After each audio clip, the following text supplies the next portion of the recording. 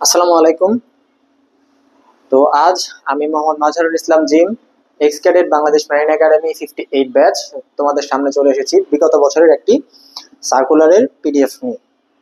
তো তোমাদের অনেক প্রশ্ন পাই আমরা আমাদের Facebook channel, Facebook page, YouTube channel, হোয়াটসঅ্যাপে অনেক ইনবক্স এবং কমেন্টে তোমরা অনেক প্রশ্ন করো যে স্যার আমি রেটিং অ্যাপ্লাই করব, আমার কি কি যোগ্যতা প্রয়োজন। তো আজ সেই বিষয়ে আমরা খোলাসা কথা বলার জন্য তোমাদের সামনে চলে এসেছি। তো বেশি দেরি না করে চলো আমরা স্লাইডে চলে যাই। তো আমার পিছনে দেখতে পাচ্ছ তোমরা একটি গত বছরের একটি আবেদন রয়েছে, সার্কুলার রয়েছে। তো এই সার্কুলারে দেখো আমরা যদি ডিটেলে যাই, প্রথমে এই যে উপরের অংশটা, এখানে আসলে আমাদের কি ইন্সপাইরেশন দেওয়ার জন্য একটা দেখো জাহাজ সমুদ্র দেওয়া আছে। তো তারপরেই যখন আমরা যাব, দেখো এখানে আছে নিম্নবর্ণিত ম্যারিটাইম প্রশিক্ষণ প্রতিষ্ঠানে এই বছরের জন্য 2025 হবে শীতকালীন প্রিসি নাবিক রেটিং কোর্সে ভর্তির জন্য অনলাইন আবেদন আহ্বান করা যাচ্ছে। তো এখন অনেকেই আমাদেরকে প্রশ্ন করো যে স্যার আমাদের এই বছরের সার্কুলারটা কবে হবে। তো শীতকালীন সার্কুলারটা হওয়ার সম্ভাবনা জানুয়ারি এবং ফেব্রুয়ারি মাসে রয়েছে। তো দেখো এখানে এই পেজে আমরা পেয়ে যাব আসলে কতগুলো ইনস্টিটিউট রয়েছে। দেখো এখানে এই দুটো হচ্ছে আমাদের সরকারি ইনস্টিটিউট এবং বাকি যা আছে সেগুলো হচ্ছে বেসরকারি ইনস্টিটিউট। তো সরকারি ইনস্টিটিউটের প্রথমটা হচ্ছে ন্যাশনাল ম্যারিটাইম ইনস্টিটিউট চট্টগ্রাম, যার আসন সংখ্যা ডেকে 50, ইঞ্জিনে 50, স্টুয়ার্ড 25, কুক 25, ফিটার কাম ওয়েল্ডার 30, ইলেকট্রিশিয়ান 20, মোট 200 জন। এভাবে ন্যাশনাল ম্যারিটাইম ইনস্টিটিউট মাদারীপুরে যেটা রয়েছে সেখানে মোট আসন সংখ্যা রয়েছে 100 জন। আর বাকি তোমরা যারা চাও যে পরবর্তীতে অনেক আগ্রহী কিন্তু সরকারিতে পাচ্ছ না, তখন তোমরা এই আমাদের যে বেসরকারি যে ইনস্টিটিউট গুলো আছে সেদিকে যেতে পারো। এরপরে সব থেকে বেশি যে প্রশ্নটা আমি তোমাদের থেকে পাই সেটা হচ্ছে আবেদন যোগ্যতা। অনেকেই প্রশ্ন করো স্যার আমি এত সালে জন্মগ্রহণ করেছি, আমি আবেদন করতে পারবো কিনা, আমার বয়স এত, আবেদন করতে পারবো কিনা, আমার এসএসসি তে এত পেয়েছি, আমি আবেদন করতে পারবো কিনা। তো দেখে নাও, আবেদন যোগ্যতার ক্ষেত্রে বয়স তোমাদের নতুন সার্কুলারে যে বয়সটা দিবে অবশ্যই এখানে 2025 থাকবে। 2025 1/9/2025 যেদিন সার্কুলারটা দিবে আর কি, ওই অনুযায়ী ডেটটা দিয়ে দিবে। প্রার্থীদের বয়স সীমা 16 থেকে 25 বছর। আচ্ছা, এখানে আরেকটা দেখার বিষয় আছে যে কয়েকটা ক্যাটাগরিতে বয়সটা নির্ধারণ করা হয়। সাধারণ প্রার্থী যারা আছে তাদের জন্য 16 থেকে 25 বছর এবং ডিপ্লোমাধারী প্রার্থীদের ক্ষেত্রে বয়স সীমাটা দাঁড়াবে 20 থেকে 35 বছর। এবং অনেক প্রার্থী আছে যারা নৌবাহিনী প্রার্থীদের, মানে নৌবাহিনী থেকে চলে আসছে, যে নৌবাহিনী প্রার্থীদের ক্ষেত্রে সেটা হচ্ছে 25 থেকে 45 বছর। এখন প্রার্থীর এসএসসি বা সমমান সনদে রেকর্ডকৃত বয়সটাই বিবেচনা করা হবে। এরপরে আসে আমাদের শিক্ষাগত যোগ্যতা। অনেকেই প্রশ্ন করে যে আমি এতটুকু পড়াশোনা করেছি, আমি পরীক্ষা দিতে পারবো কিনা।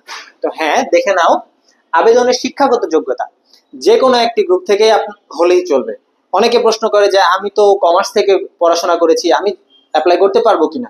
হ্যাঁ, যে কোনো গ্রুপ থেকেই অ্যাপ্লাই করা সম্ভব, চাই তুমি সায়েন্সে পড়ো, আর্টসে পড়ো, কমার্সে পড়ো অথবা মাদ্রাসা থেকে পড়ে আসো।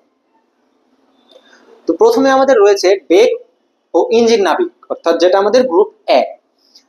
বেশিরভাগ প্রার্থীরাই আমাদের এখানে ডেক এবং ইঞ্জিনের জন্যই আবেদন করে থাকে। তো ডেক এবং ইঞ্জিনের জন্য ন্যূনতম আমাদেরকে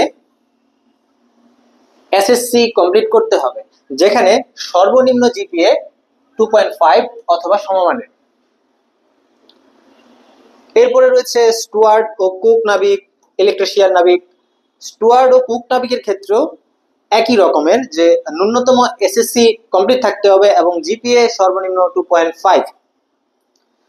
আর ইলেকট্রিশিয়ান নাবিকের ক্ষেত্রে একটু ভিন্ন রয়েছে, সেখানে সরকার অনুমোদিত যে কোনো কারিগরি শিক্ষা প্রতিষ্ঠান হতে সংশ্লিষ্ট বিষয়ে ডিপ্লোমা বা ন্যূনতম এসএসসি সমমান পরীক্ষায় উত্তীর্ণ সহ 2 বছরের ট্রেড কোর্স অথবা উক্ত শিক্ষাগত যোগ্যতা। এখানে দেখার বিষয় 2 বছরের ট্রেড কোর্স অথবা উক্ত শিক্ষাগত যোগ্যতা থাকতে হবে।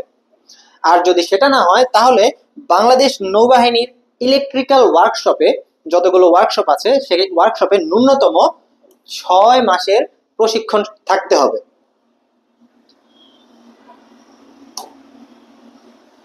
এরপরে চলে আসছে আরো একটি গ্রুপ।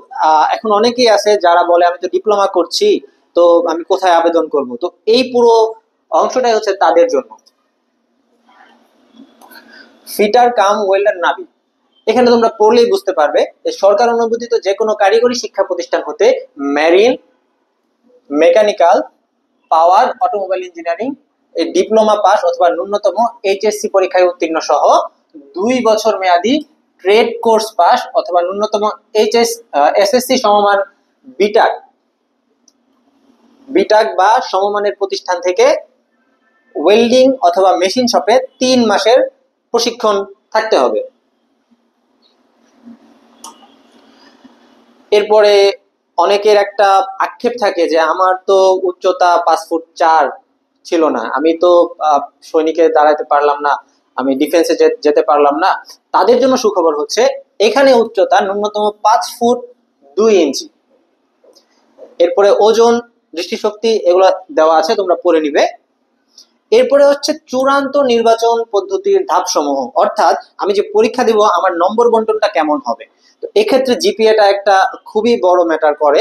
সেখানে হচ্ছে যাদের জিপিএ ভালো তারা এগিয়ে যায়, কারণ কি এসএসসি সমমানের পরীক্ষায় জিপিএ এর সাথে 20 গুণ হয়, অর্থাৎ যার জিপিএ 5 থাকে তার সাথে 20 গুণ হলে নম্বর দাঁড়ায় 100।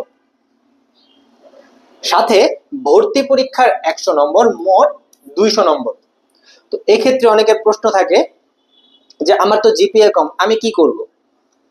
তো যাদের জিপিএ কম তাদের ক্ষেত্রে কিন্তু জিপিএ নাম্বারটা কমে যাবে। তো তাদের একটাই অপশন আছে যে ভর্তির যে প্রস্তুতিটা এটা খুবই ভালোভাবে নেওয়া, এখন থেকেই শুরু করা। তো এর জন্য আমরা অনির্বাণ রয়েছি, যার পূর্ণাঙ্গ প্রস্তুতি আমরা দিয়ে থাকি। এরপরে আছে ভর্তি পরীক্ষার পদ্ধতি, নৈর্ব্যক্তিক, এমসিকিউ। এমসিকিউ পদ্ধতিতে মোট 100টি প্রশ্ন থাকে। এখন বিষয় ভিত্তিক যদি বলা হয় তাহলে বিষয়গুলো কি কি? গণিত 30, ইংরেজি, বাংলাদেশ ও সাধারণ জ্ঞান।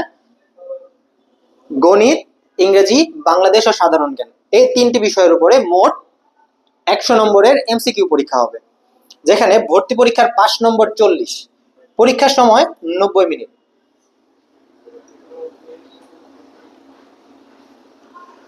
এরপরে রয়েছে প্রশিক্ষণ। চূড়ান্তভাবে মনোনীত নাবিকগণ সরকারি ও বেসরকারি মেরিটাইম প্রতিষ্ঠানে প্রশিক্ষণ শেষে সনদপ্রাপ্ত হবে। তো অনলাইন আবেদনের পদ্ধতি তোমরা এখানে পড়ে নিবে, অথবা যে কোনো কম্পিউটারের দোকানে গেলে তারা করে দিবে। এরপরে আসে আবেদন ও লিখিত পরীক্ষার তারিখ, সময়, কেন্দ্র। নতুন যে সার্কুলারটা আসবে সেখানে এই সবকিছু উল্লেখ থাকবে, দিন তারিখ সব উল্লেখ থাকবে এবং আবেদনের শেষ তারিখও উল্লেখ থাকবে।